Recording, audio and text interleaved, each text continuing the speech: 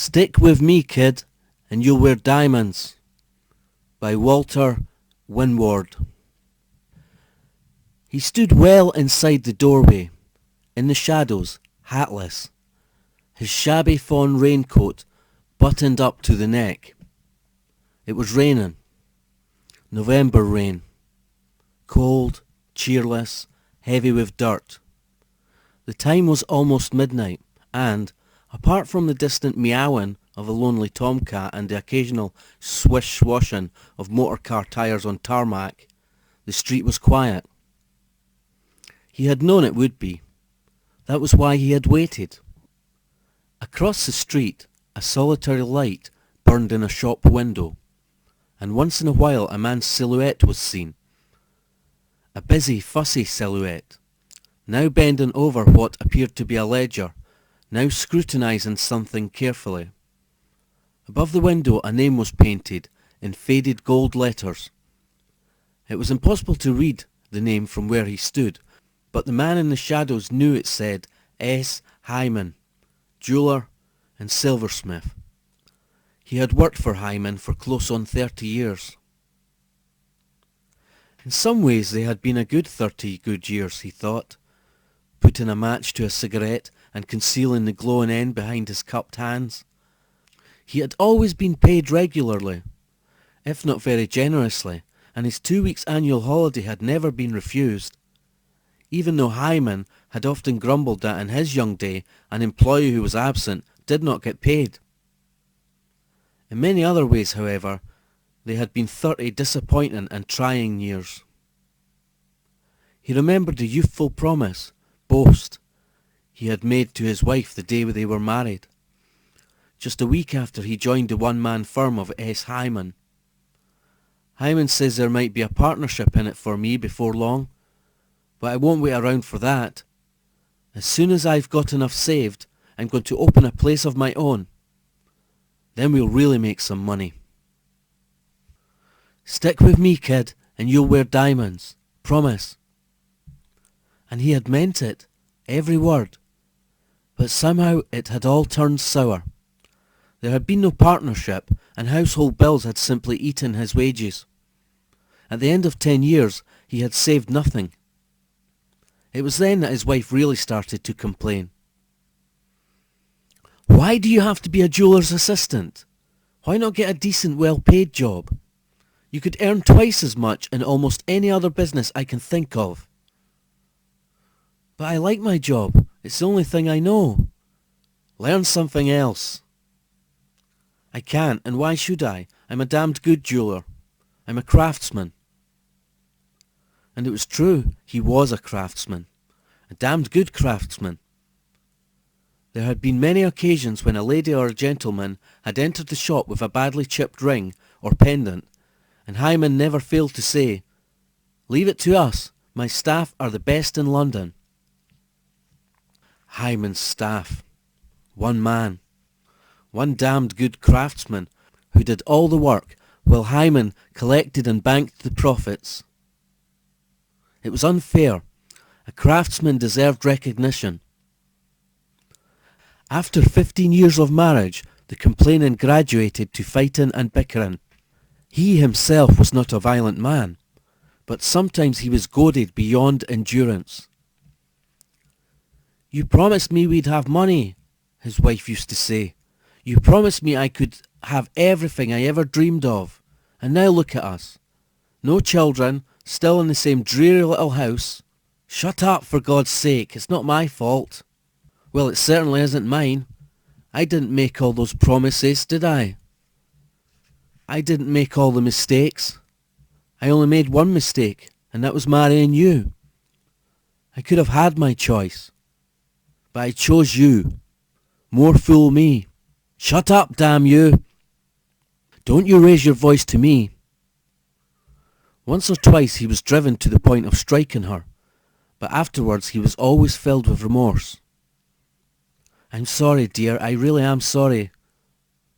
"How could you hit your own wife? How could you?" "I didn't mean it." "You don't know your own strength." "I'm sorry, I said I was sorry. Forgive me, I love you." And he did love her. As she said, it wasn't her fault. He had made a promise and he had broken it. A man should keep his promises. That was part of being a man. Once he had thought seriously of leaving Hyman, but the jeweller had offered him a 10-shilling rise, and that had been sufficient to keep him. Besides, he would be no good at any other work. Diamonds were his world. Rubies and sapphires were too, of course, but he loved diamonds particularly. He would look at them for hours, fondle them. He understood them. He knew instinctively what would match and what would not, and he could sense a stone's worth at a single glance. 20 years of marriage passed, and 25 years. He had resigned himself to his fate as a jeweller's assistant, to the long walks from home to the dingy shop, to the moans and constant groans of his employer. But his wife had grown more bitter with age. "Look at the carpet. We need a new carpet. And the curtains. My God, the curtains. And this terrible house. I'm ashamed to tell anyone I live here. Do you know that? I'm actually ashamed. Promises. Good God, if only I had my life over again. I'd be wiser. I'd have married someone else." That, he thought, puffing furtively at his cigarette, was a dreadful thing for his wife to say. He loved her in spite of everything. Why on earth couldn't she love him on the same terms? To say that she would rather be married to someone else was awful. But she had said it, and she had kept on saying it. She had said it almost every day for the last 5 years. She had said it, and worse, that very night. Their 30th anniversary was a fortnight away, and he had planned a surprise. For the past year, in preparation, he had foregone part of his regular lunch and hoarded the money he saved. It was not much, but over the year, allowing for holidays, it amounted to almost £15. With it, he had bought an eternity ring. Mr. Hyman had even allowed him a small discount. That evening, when he arrived home from work, his wife had been in a worse mood than usual. It was the curtains again, or perhaps the carpet. He could not quite remember. But to placate her, he hinted that he had a small gift for their wedding anniversary. "What is it? Can I have it now?" "No, not for a fortnight." "Oh, please, please." She pleaded so hard that eventually he relented. It did not really matter when she saw it. It was hers. He took the tiny box from his pocket and gave it to her. She snatched it and opened it eagerly. "It's an eternity ring," he said helpfully, puzzled at her silence. "Diamonds." For a second he thought she was crying, but then he saw that it was laughter, uncontrollable laughter. "You call these things diamonds?" she gurgled. "You call these pitiful tiny shavings diamonds? Oh my God, you are a fool. If only I hadn't married a fool." "They are diamonds," he insisted. "But the size of them, you can scarcely see them. I can't possibly wear it. I'd be the talk of the neighbourhood. My husband works for a jeweller, and all he can afford for our anniversary is a cheap little ring." "Shut up," he said. "Shut up, damn you!" But she continued to laugh. "My God, you're so pathetic. You're so damned pathetic. You and your promises of diamonds. Stick with me, you said." "Shut up, shut up, shut up!" She had been right, though, he thought, stubbing out his cigarette. They were quality stones, but they were very tiny. And she knew nothing about quality. Still, he would make it up to her. He would keep his promise. Everything would be different from now on. He checked his watch, peering, squint-eyed, at the luminous numerals. It was 2 minutes to 12. Time to go. Hyman always locked the safe at midnight. He crossed the street, head bent against the driving rain, and knocked on the door of the shop. "Who's there?" "It's me, I forgot something, Mr. Hyman. Let me in." He heard the sound of bolts being drawn and a key turning, and the door swung open. "Don't you know it's midnight?" growled Hyman. "What the devil did you forget?" "It's in the back room. I won't be a minute." He left Hyman muttering irritably and went into the back room. He fingered several potential weapons thoughtfully before settling for a heavy silver candlestick. "Mr. Hyman," he called. "What is it?" "Come here a moment. There's something I think you should see." The old jeweller, muttering continuously beneath his breath, hobbled into the back room. The silver candlestick descended with a sickening crunch on the fragile white head, and then again and again. "Serves you damn well right, Hyman," said the man in the fawn raincoat, and returned to the main shop. The safe was unlocked and bulging with uncut diamonds and polished diamonds, rubies, emeralds, and sapphires. Some loose, some made up into necklaces, pendants, tiaras. He selected only those items that were composed exclusively of diamonds. That was the limit of his promise.